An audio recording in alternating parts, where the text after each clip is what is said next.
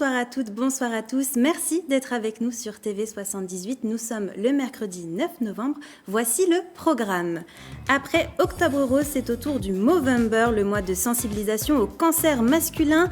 En novembre, les hommes sont notamment invités à faire un dépistage du cancer de la prostate. Cette maladie touche un homme sur 8. Ces messieurs sont d'ailleurs conviés à se laisser pousser la moustache pour soutenir la cause. Nous en parlerons avec notre invité Freddy Paillard, ambassadeur du mouvement. Aujourd'hui, l'Institut d'études politiques de Saint-Germain-en-Laye, plus connu sous le nom de Sciences Po Saint-Germain, a signé un partenariat avec la direction de l'administration pénitentiaire. C'est en lien avec l'enquête qui sera menée par les étudiants sur l'état des lieux de l'enseignement en milieu pénitentiaire. Nous retrouverons notre journaliste sur place, Nicolas Dandry, pour faire le point sur cette collaboration. Le mercredi, c'est le jour de notre page cinéma. Nous parlerons des films à ne pas manquer dans les prochains jours. Black Panther 2, Armageddon Time ou encore Pétaouchnok. Ce sera avec notre journaliste Céline Charles. Au programme également, le coup de cœur d'une réalisatrice et la web-série OKLM, filmée par des collégiens à Rambouillet avec Benjamin Pallier. Et avec moi en plateau, Michael Elmidoro, bonsoir. Bonsoir. Vous allez nous parler de ce qui s'est passé aujourd'hui dans les Yvelines. Effectivement, et on va parler notamment du départ de la route du Rhum avec Éric Bellion et Louis Burton qui ont pris le départ. C'était à 14h15 précise aujourd'hui au large de la Bretagne. Et je suis également avec Céline Charles, une autre journaliste de la rédaction de TV78. Vous allez nous parler des sorties cinéma d'aujourd'hui. Oui, un grand programme encore dans les salles obscures cette semaine. Comme vous l'avez dit, un nouveau film signé James Gray, la suite d'un film de super-héros, un drame franco-belge et une comédie montagnarde. Et ce sera donc en seconde partie d'émission. Mais avant ça, je vous propose de jeter un coup d'œil à la météo de demain. Demain matin, dans les Yvelines, le brouillard sera bien présent sur l'ensemble du département. Au niveau des températures, comptez 8 degrés à Mantes-la-Jolie et Versailles, 7 degrés à Houdan et 6 degrés à Rambouillet. Dans l'après-midi, le brouillard devrait se dissiper pour laisser place à de belles éclaircies. Au niveau des températures, il fera 11 à 14 degrés en moyenne. Le point maintenant sur l'actualité dans les Yvelines.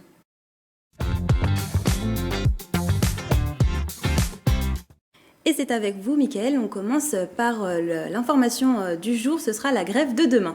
Et oui, un nouveau mouvement social est prévu demain. La RATP prévoit un trafic fortement perturbé. Pour la ligne A du RER, prévoit en moyenne un train sur deux toute la journée pour les branches Cergy-le-Haut-Poissy. Pour le reste de la ligne, prévoir en moyenne un train sur deux en heure de pointe, un train sur quatre en heure creuse. L'interconnexion est interrompue à Gare du Nord pour la ligne B. Le RERC est un peu moins touché avec 3 trains sur 4 en moyenne. Du côté des Transilliens, le trafic sera quasi normal sur la ligne U. Pas d'informations communiquées sur les lignes J et L et 2 trains sur 3 sur la ligne N. Il y aura aussi des perturbations sur les lignes de bus, en moyenne 2 bus sur 3 sur le réseau RATP. Le côté scolaire sera lui aussi impacté. Le lycée Bascan de Rambouillet, par exemple, les agents de la région ont décidé de se mettre en grève. Ils protestent contre l'insuffisance des effectifs, des postes non pourvus et des personnels non remplacés. C'était attendu depuis plusieurs jours, Mickaël. La route du Rhum est enfin lancée. Ils ont enfin pris la mer. Les 138 skippers de la route du Rhum sont partis en début d'après-midi de Saint-Malo, direction la Guadeloupe. Le départ devait être donné le dimanche 6 novembre dernier, mais les conditions météo en ont décidé autrement. Au sein de la course, 2 Yvinois, Laurent Bolitin, Louis Burton et le Versaillais Éric Bellion. Et on leur souhaite bonne chance, bien entendu. Évidemment. On continue avec du sport, Mickaël. Après le football féminin, le rugby, la ville de Croissy-sur-Seine sera le camp de base de la sélection tongienne. C'est la deuxième commune yvelinoise à accueillir une équipe lors de cette Coupe du Monde 2023. Le Pays de Galles posera ses valises à Versailles. Début de la compétition, ce sera le 8 septembre 2023. Un dernier mot de sport, cette fois ça concerne les Jeux Olympiques de 2024. La ville de Voisins-le-Bretonneux va peut-être accueillir les meilleurs pongistes mondiaux. Le centre sportif Les Pyramides a été retenu comme site de préparation pour les JO et les Paralympiques de 2024. En novembre 2021, le club skipping organisé le Sky Para-TT French Open. 200 sportifs de tous les continents s'étaient affrontés. À noter que les épreuves se dérouleront dans la future Arena Paris Sud 4. Et le chiffre du jour, Mickaël, c'est 200. Pourquoi ? 200, c'est le nombre de bénévoles dont a besoin le Secours populaire des Yvelines. L'association qui vient en aide à des bénéficiaires toujours plus nombreux a besoin de petites mains et de grande volonté pour l'opération paquet cadeau, mais aussi pour les collectes alimentaires. Pour s'inscrire, direction le site secourspopulaire.fr/78. Et on termine avec une information internationale qui touche quelques-uns de nos habitants yvelinois.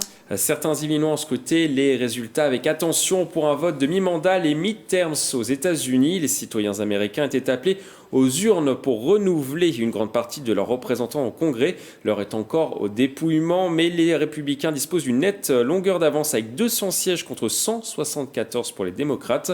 Ça, c'est pour la Chambre. Du côté du Sénat, les démocrates obtiennent 46 sièges face à 47 pour les républicains et 2 sièges pour les autres partis. Les expatriés en France ont aussi participé à ce scrutin. Une représentante du parti démocrate vit dans les Yvelines. Elle nous partage son sentiment face à ces premiers résultats. La vague rouge n'a pas eu lieu. Le raz-de-marée annoncé par les Républicains n'a pas eu lieu pour la bonne et simple raison, c'est que, à part quelques sondages de qualité, ces derniers temps, les sondages poubelles financés par les Républicains donnaient tous les Républicains gagnants, et ils ont cru à leurs propres mensonges. Leur candidat était vraiment trop extrême, et les gens n'acceptent pas l'extrémisme des candidats républicains. Merci beaucoup, Mickaël Elmidoro. Et bien sûr, si vous avez trouvé une information, vous avez vu quelque chose qui vous a marqué près de chez vous, n'hésitez pas à nous le partager sur Twitter avec le hashtag 78news.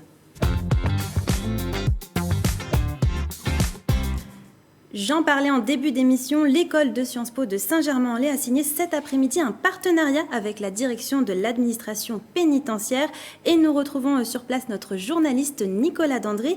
Il est avec Aurélie Fillot-Chabot, adjointe au laboratoire de la recherche et de l'innovation au ministère de la Justice.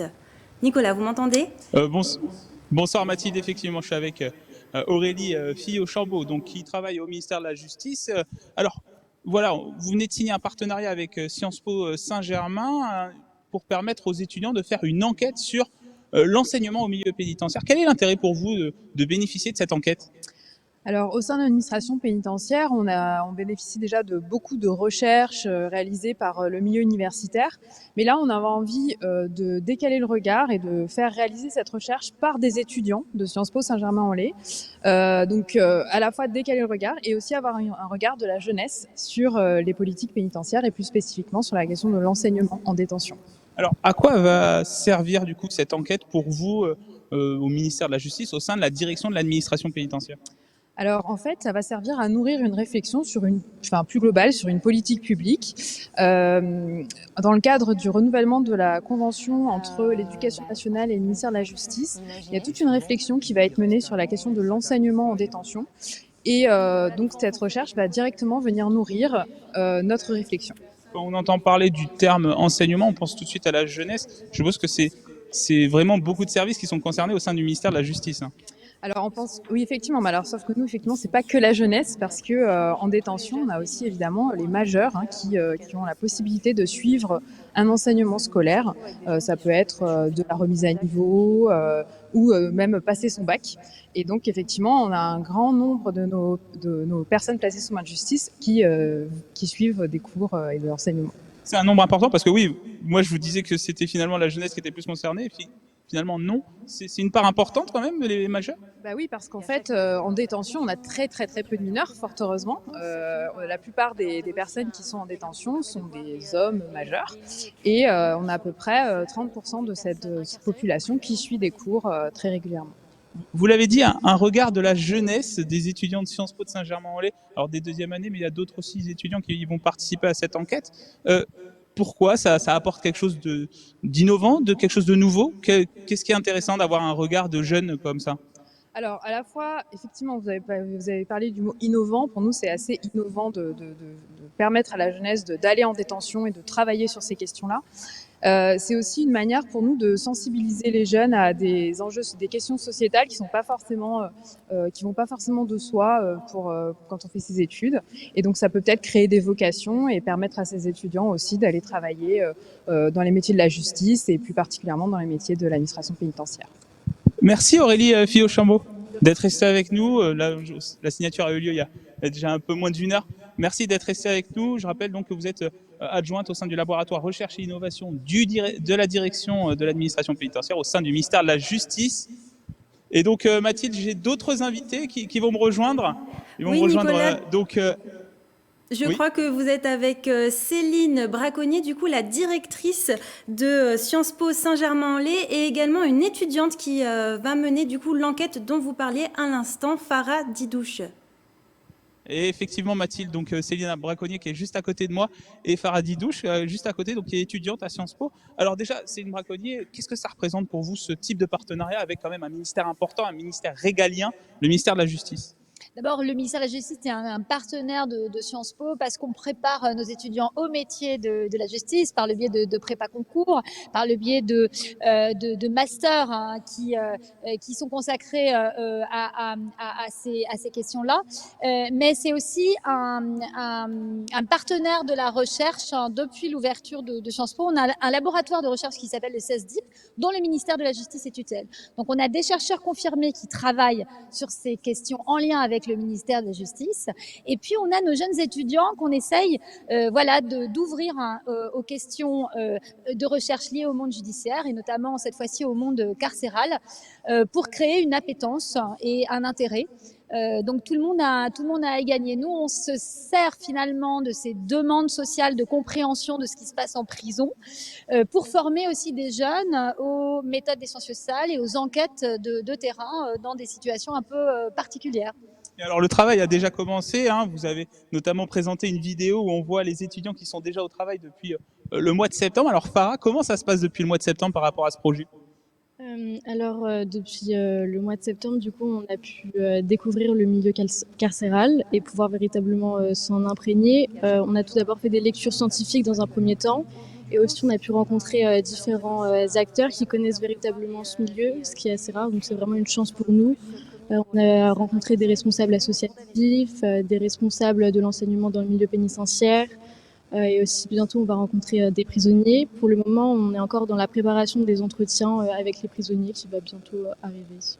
Le 24 novembre, c'est ça, hein, l'enquête de terrain, comme on dit, ça va commencer le 24 novembre. Alors, le premier terrain aura lieu le 24 novembre et ce qu'il y a d'intéressant, c'est qu'on va initier les étudiants à faire à la fois des entretiens de groupe avec des détenus bénéficiant d'une formation en prison, avec aussi des enseignants pour pouvoir croiser les perceptions de l'enseignement tel qu'il se déroule aujourd'hui dans ces lieux de détention. Et puis on va aussi initier les étudiants à faire des observations en classe. Donc tout ça, cette approche un peu à partir de plusieurs méthodes est très intéressante pour eux et puis très intéressante pour nous aussi parce que ce sont des questions qui sont très peu encore investies par la recherche. De façon générale, les prisons sont assez peu investies, mais cette question de l'enseignement en prison l'est particulièrement.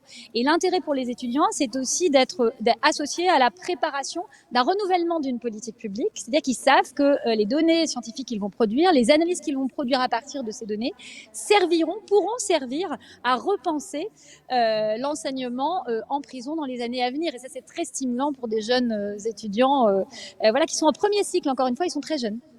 Comme vous entendez Céline Braconnier justement dire que vous allez peut-être contribuer à des modifications, des ajustements de politique publique. Alors là, dans le cadre de l'enseignement dans la détention, qu'est-ce que ça représente pour vous de contribuer à ce type de projet?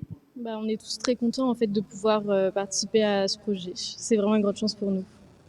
Quelle est la place de ce projet, d'une telle enquête dans la pédagogie, dans le parcours des étudiants à Sciences Po Saint-Germain? Alors c'est particulier puisque en deuxième année, après avoir eu une formation un peu académique avec beaucoup de cours magistraux en première année, en deuxième année, on les initie à d'autres formats.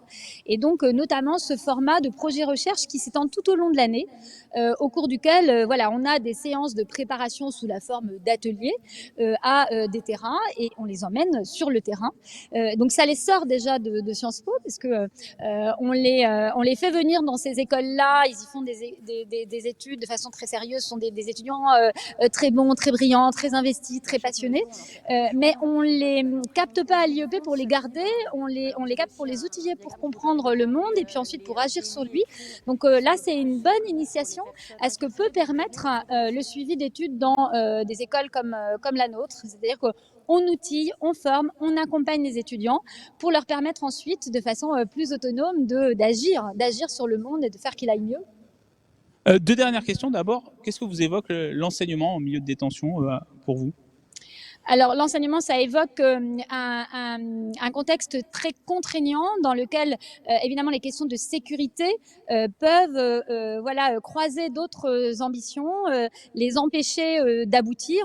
Et donc, il s'agit de voir comment essayer d'aménager l'enseignement de sorte que l'ambition de réinsertion qu'on vise à travers cette question de l'enseignement en détention soit pleinement investie et pouvoir davantage accompagner les enseignants, les besoins qu'ils expriment depuis pas mal de temps.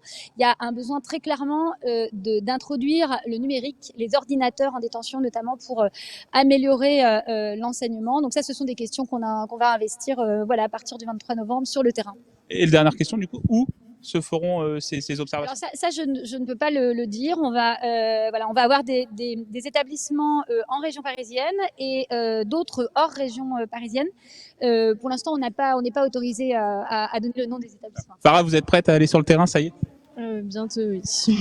Bon, ouais, parfait. Merci Céline Braconnier, donc directrice de Sciences Po Saint-Germain, et Farah Didouche, qui est donc étudiante dans l'établissement. Et voilà, Mathilde, je pense qu'on va suivre cette enquête menée par Sciences Po Saint-Germain. On va les suivre, notamment les résultats dans les mois qui viennent, les premiers résultats de cette enquête sur l'enseignement en détention. Et merci à vous, Nicolas Dandry, d'avoir réalisé ces interviews en direct. On en parlait en début d'émission, le Movember, ce mois pour sensibiliser au cancer masculin. Freddy Paillard, vous êtes connecté avec nous à distance. Bonsoir. Bonsoir Mathilde. Vous êtes ambassadeur de ce mouvement qui existe depuis 2023, un certain nombre d'années. Quel est son impact aujourd'hui? Est-ce qu'il y a de plus en plus de dépistage grâce à ce mouvement? Donc en fait, le mouvement, il a été créé en 2003 en Australie. 2003.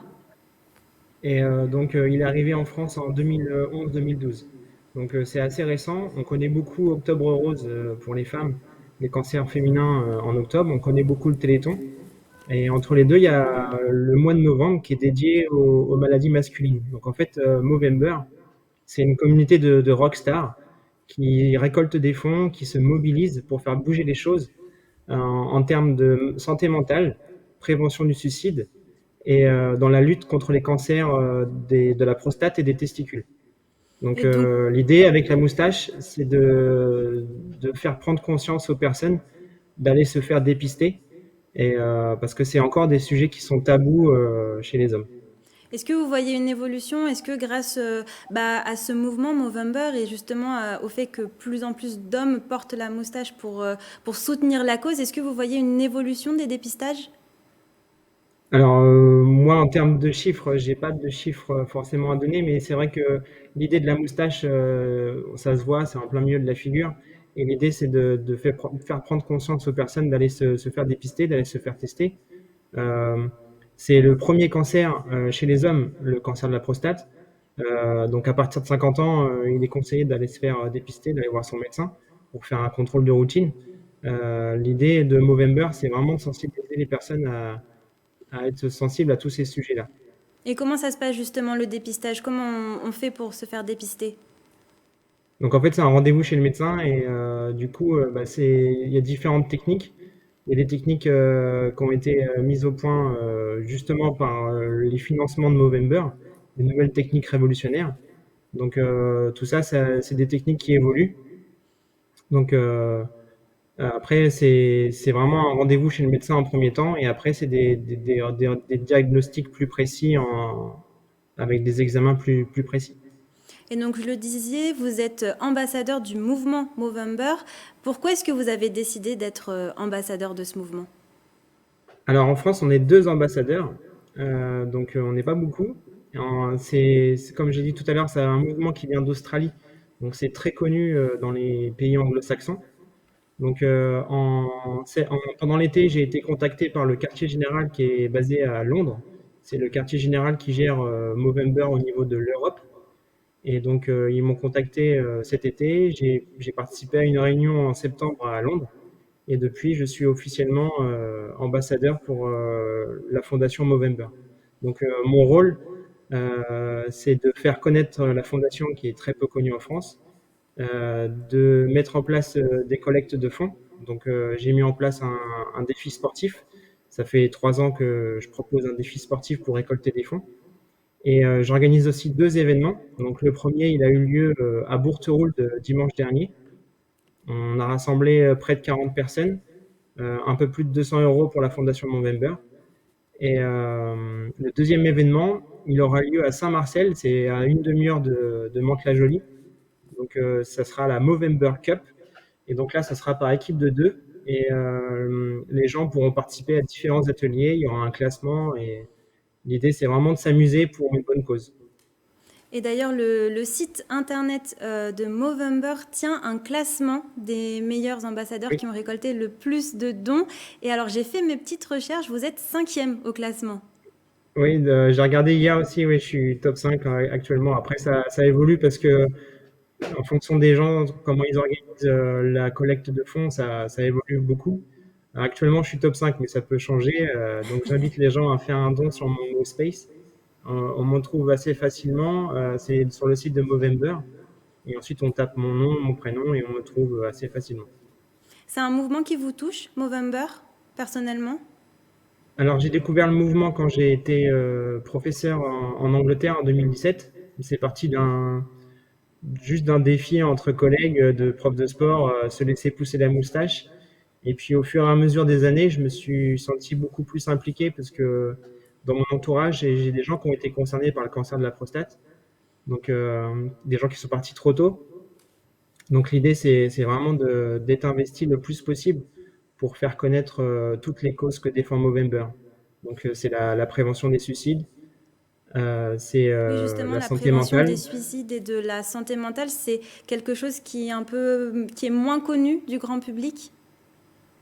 C'est des sujets qui sont tabous. Les hommes, ils parlent pas de leurs problèmes, alors qu'il y a 3 personnes sur 4 qui sont confrontées à des problèmes durant l'année. Donc, l'idée, c'est vraiment d'en parler, d'oser en parler en fait à d'autres personnes. Et par le sport, moi, je suis coach sportif. Je me rends bien compte que les gens, ils ont besoin de se défouler, ils ont besoin de lâcher prise. Et j'utilise l'outil du sport pour leur permettre de se défouler et de lâcher prise, justement. Eh bien, merci beaucoup, Freddy Paillard, d'être venu en parler avec nous. Je le rappelle, vous êtes ambassadeur du mouvement Movember. Et si vous souhaitez faire un don, rendez-vous sur le site fr.movember.com qui s'affiche juste en dessous.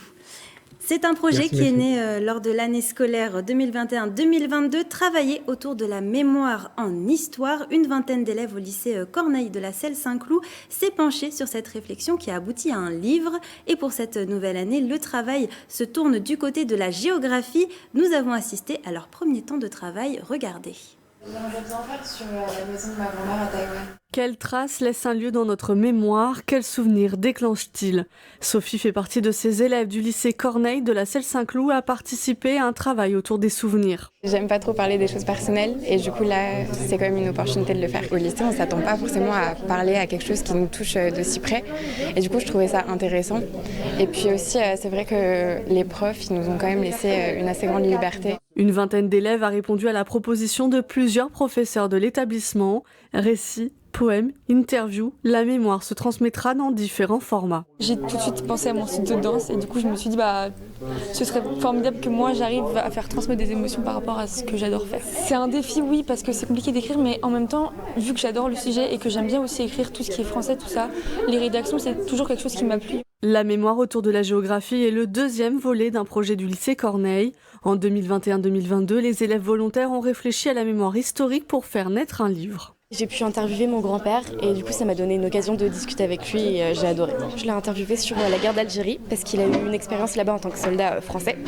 Et du coup j'ai eu un point de vue de cette guerre et j'ai trouvé ça trop bien de pouvoir partager ces moments avec lui. Ce que nous souhaitions, c'est d'une part relater, rapporter des histoires arriver à des membres de la famille, mais qui s'insèrent dans la grande histoire.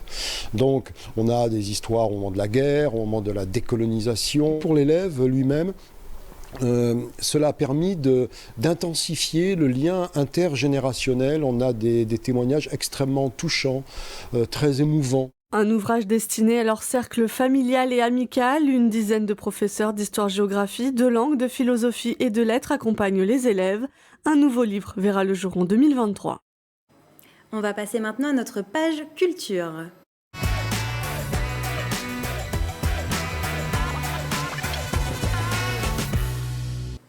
Après le succès de la web-série Osef, qui a rassemblé plus de 350 000 vues sur YouTube, le réalisateur Benjamin Pallier s'est lancé dans la réalisation d'une nouvelle web-série intitulée OKLM. Céline Charles a assisté à un tournage d'un des épisodes avec les élèves du collège Sainte-Thérèse à Rambouillet. Regardez. Silence, moteur, annonce, prise 2. Et action!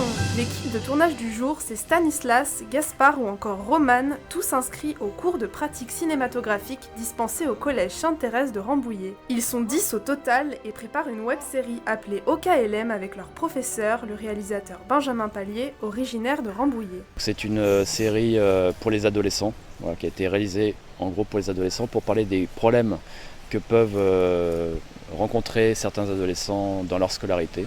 Je joue Nathan. Donc l'autre rôle principal c'est Enola. On est les deux personnages de la série qui vont aller dans un kebab raconter leurs problèmes aux autres, aux assistants du kebab qui tiennent le kebab. Donc on va leur parler de nos problèmes et ils vont nous parler de choses qu'ils ont vécues en lien avec ces problèmes et ils vont nous apporter des solutions. Tenir la perche, vérifier l'enregistreur, faire le clap ou encore le making-of. Sur le tournage, tous les élèves ont un poste qui change au fil des prises. Un cours avec un véritable intérêt pédagogique, il permet aux élèves de découvrir les différents métiers du cinéma. Moi ce que je préfère faire c'est le clap. Pourquoi ? Parce que c'est un peu le truc, l'image du cinéma, quand on tourne sur les dessins animés, on voit toujours le clap. Je préfère faire l'acteur parce que en fait j'aime beaucoup, je suis très à l'aise à l'oral et j'aime beaucoup faire ce genre de choses, j'aime beaucoup incarner un personnage. C'est de voir la progression et l'effort des autres par rapport à quand on filme, à la première prise et à la dernière prise qu'on prend, et voir le rendu final, tu dis waouh. Pour les films, on voit vraiment que les acteurs, mais que derrière, il y a plein de monde pour tout préparer. Séparation des parents, harcèlement ou encore stress, la web-série aborde des sujets propres à l'adolescence, des thématiques que nos cinéastes en herbe connaissent très bien. Je fais une élève en cure de désintoxication pour les jeux vidéo, parce que c'est un peu que je suis addict aussi dans la vraie vie. Je trouve que c'est très important d'en parler parce qu'il y a plein d'élèves qui sont concernés et qui peuvent avoir ces problèmes-là. C'est ce qui se passe au collège, les discussions qu'on a, les profs, les amis. Et l'amour, j'ai oublié. Sujet principal au collège. Eux, ils sont contents qu'on parle d'eux, qu'on parle de leurs petites aventures du quotidien qu'on a vécu nous aussi. Et donc, même pour nous, il y a un côté nostalgie. Et donc, c'est toujours sympa. Benoît Allman, voix de Morgan Freeman, et Alexandre Gillet, voix française de Ryan Gosling, font également partie du casting. La web-série comprendra 7 épisodes et devrait sortir au printemps prochain. Et on poursuit avec du cinéma, avec le coup de cœur d'un professionnel. Cette semaine, c'est la réalisatrice Jenna Suru qui nous parle du film Elvis. Regardez. Le premier film que je recommande, c'est Elvis de Baz Luhrmann. Elvis raconte la vie du caractère absolument éponyme, musicien, chanteur et tout simplement devenu mythique, qui nous a quittés malheureusement très tôt. Et ce que j'ai beaucoup aimé à travers ce film, c'est non seulement la reconstitution d'époque qui est franchement fantastique avec des décors, des costumes, une interprétation aussi de Austin Butler qui interprète le mythe Elvis et notamment de Tom Hanks qui m'ont beaucoup marqué. Et qui vraiment retranscrivent aussi une histoire de l'Amérique et un personnage qui a finalement changé le monde dans une époque où la ségrégation était encore extrêmement marquée. Ce qui m'a énormément plu aussi dans ce film, c'est l'expérience que j'ai pu vivre au Festival de Cannes, puisque Elvis y a été présenté en première mondiale avec une acclamation du public, une véritable ovation et beaucoup d'émotions de la part du réalisateur et de ses acteurs. Vous l'avez vu ce film, Mickaël ? Pas du tout, mais ça me donne très envie, quand j'entends Jenna Suru en parler, ça me donne envie de télécharger le film, en tout cas de le regarder. Et vous, Céline ? Exactement pareil, je ne l'ai pas vu, mais je pense que je jetterai un coup d'œil. C'est vrai que c'est un film qui donne envie d'être regardé. On continue de parler cinéma avec vous, Céline Charles. Vous nous avez préparé un petit top des sorties de cinéma aujourd'hui. Oui, une belle sélection. On commence avec un film très attendu, Black Panther 2, Wakanda Forever, signé Ryan Coogler. C'est le nouveau nouveau Marvel, un film hommage bien sûr à l'acteur Chadwick Boseman décédé en 2020. Il incarnait Black Panther alias T'Challa, le principal protagonisme du premier opus. Le film a dû composer avec son absence. La mort du héros est d'ailleurs annoncée dès les premières minutes du film, mais pour autant, les antagonismes ne sont jamais loin. Il faut un successeur au trône pour la survie du royaume. Le choix a été fait, et cette fois-ci, place aux femmes. Regardez un extrait de la bande-annonce. Ils ont perdu leur protecteur. L'heure est venue de frapper.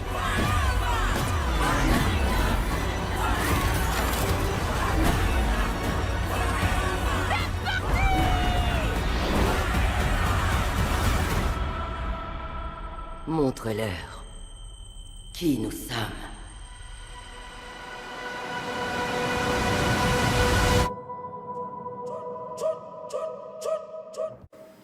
Et cette fois-ci, ne vous faites pas avoir, il n'y aura pas de scène post-générique à proprement dit, comme à l'accoutumée dans les films Marvel, et non. Par contre, il y aura une séquence bonus au milieu des crédits. Voilà. C'est bon à savoir effectivement, parce que moi aussi, j'attends les scènes à la fin voilà. du générique. Comme tout le monde. Vous êtes aussi venue, Céline, avec le nouveau film de James Gray. Oui, il est annoncé comme le nouveau chef-d'œuvre de James Gray, Armageddon Time, avec un casting aux petits oignons, Anna Hathaway, Jessica Chastain ou encore, bien sûr, le grand Anthony Hopkins. C'est un film très personnel pour le réalisateur qui s'inspire de sa propre enfance. On se retrouve projeté au début des années 80 dans le Queens, quartier excentré de New York. On suit l'histoire du passage à l'âge adulte d'un jeune garçon issu d'une famille juive qui va quitter le collège public pour intégrer une école privée tenue par le clan Trump.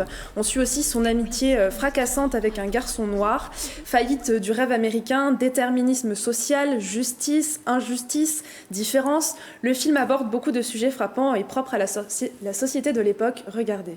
Je te garantis que tu n'es pas prêt de le revoir. Je comprends pas, pourquoi? Je crois que tu le sais très bien. Mes parents m'ont envoyé au collège de mon frère. Ça craint. Vous qui faites partie de cette institution, vous allez tous parvenir au sommet. Jamais on ne vous aura fait la moindre faveur. Vous ne devrez votre ascension qu'à votre mérite. Tu n'as pas l'air enchanté, qu'est-ce qu'il y a? Des fois, il y a des élèves qui disent des trucs méchants sur les enfants noirs. C'est qui celui-là? C'est un mec de mon ancienne école. Il y en a qui venaient chez toi des fois? Dans ce cas-là, tu réagis comment, toi? Bah, je fais rien du tout, évidemment. Tu trouves ça malin?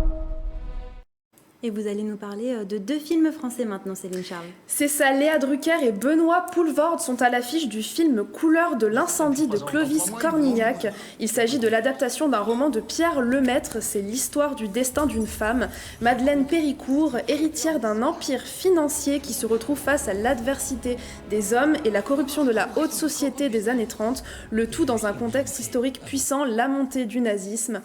Et enfin Mathilde, un film franco-belge dans un registre totalement différent, Pétaouchnok, une comédie d'aventure d'Édouard Deluc qui verse dans l'absurde. Ludo et Richard, 2 amis, tous 2 sans emploi, décident de monter une agence de randonnée équestre pour touristes en mal de nature. Seul problème, ils n'y connaissent rien du tout. Les voilà donc embarqués avec un groupe assez hétéroclite de 9 participants dans des aventures rocambolesques, le tout au cœur des montagnes pyrénéennes. Eh bien, moi, je pense que j'irai voir Black Panther 2 ce week-end au cinéma. Vous avez peut-être des préférences, Mickaël? On y va ensemble, du coup, Mathilde?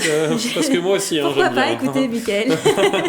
Et vous, Céline, moi, je pense que je vais aller voir Armageddon Time. C'est vrai qu'il a qu'il a l'air l'air assez bien. touchant, comme à peu près tous les films.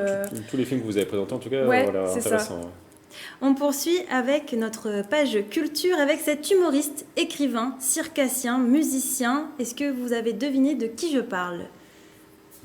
Pas du tout. Je ne l'ai pas non plus. Eh bien, il s'agit de Raymond DeVos. Raymond DeVos. Il aurait eu 100 ans aujourd'hui. Il a vécu une quarantaine d'années dans les Yvelines à Saint-Rémy-les-Chevreuses. Nous vous proposons de replonger dans son univers.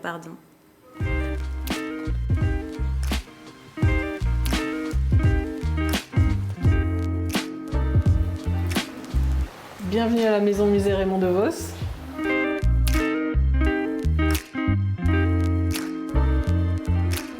C'est dans cette maison que Raymond DeVos a vécu pendant plus de 40 ans, 43 ans. Ils ont acheté cette maison avec sa femme Simone en 1962, ils sont installés en 1963 et ils y sont restés jusqu'à la fin de leur vie. Donc Raymond DeVos est décédé en 2006. C'était son souhait que cette maison devienne une fondation et devienne un musée. Et du coup, c'est ce qui s'est passé. Le musée a ouvert en 2016, donc ici à Saint-Rémy-les-Chevreuses.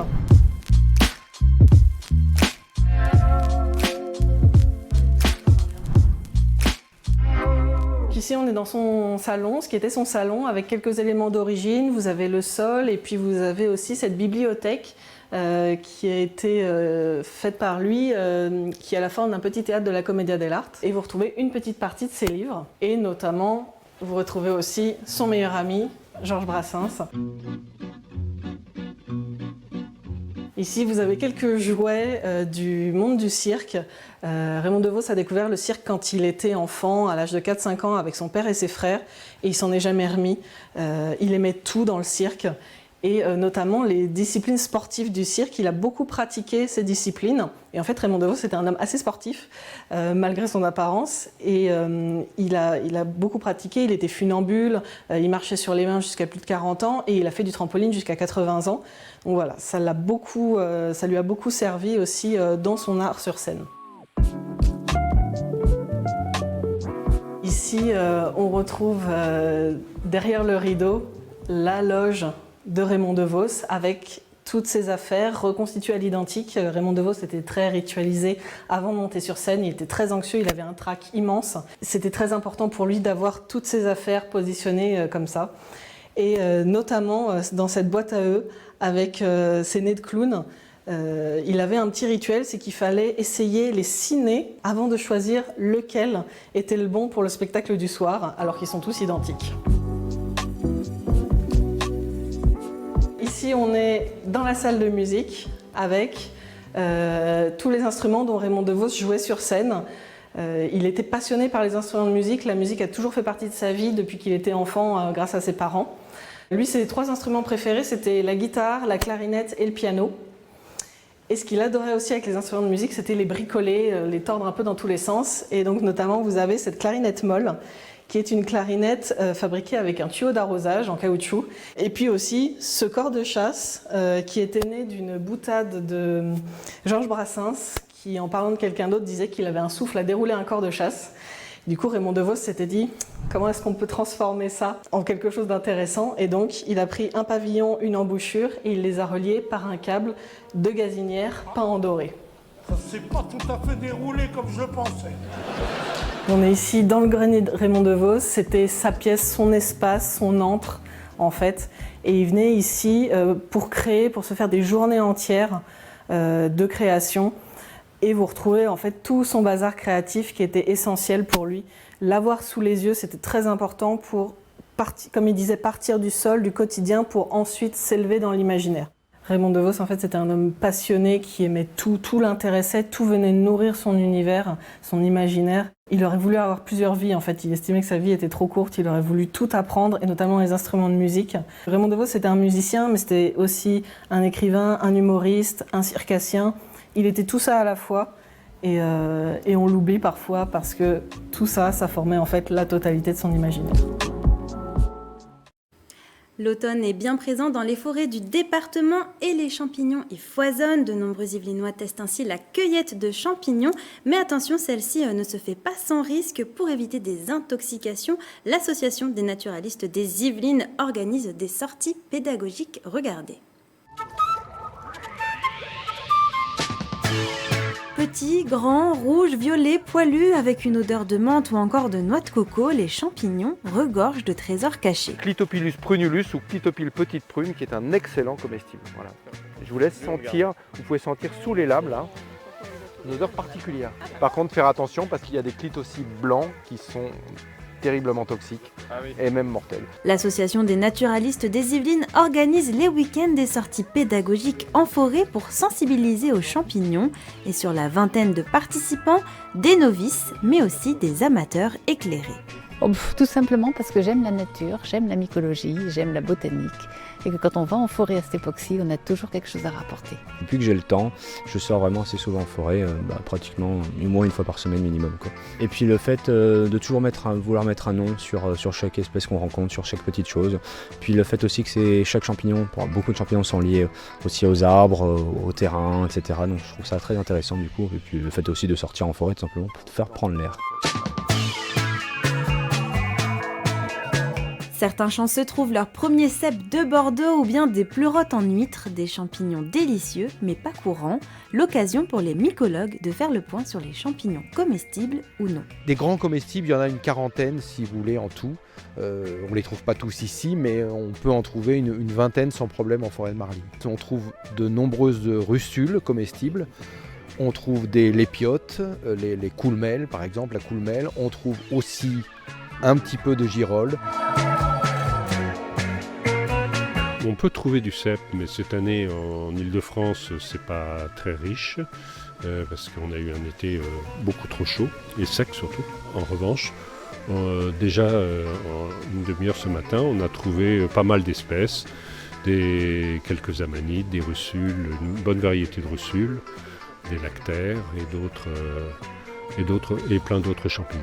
Dans notre département, il y aurait 2 à 3 000 espèces de champignons. Attention donc aux faux amis qui sont en fait toxiques ou mortels.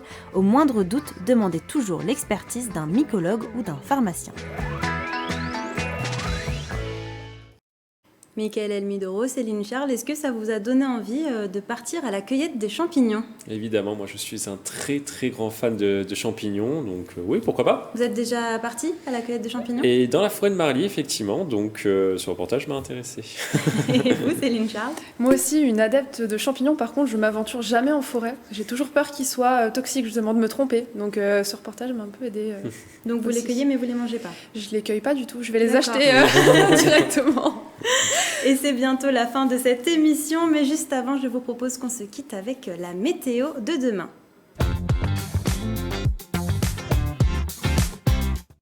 Demain matin, dans les Yvelines, le brouillard sera bien présent sur l'ensemble du département. Au niveau des températures, comptez 8 degrés à Mantes-la-Jolie et Versailles, 7 degrés à Houdan et 6 degrés à Rambouillet. Dans l'après-midi, le brouillard devrait se dissiper pour laisser place à de belles éclaircies. Au niveau des températures, il fera 11 à 14 degrés en moyenne. Et demain, nous fêterons les Saintes Léones. C'est la fin de cette émission. Merci de l'avoir suivi jusqu'au bout avec nous. Je vous souhaite une belle soirée sur TV78. Prenez soin de vous.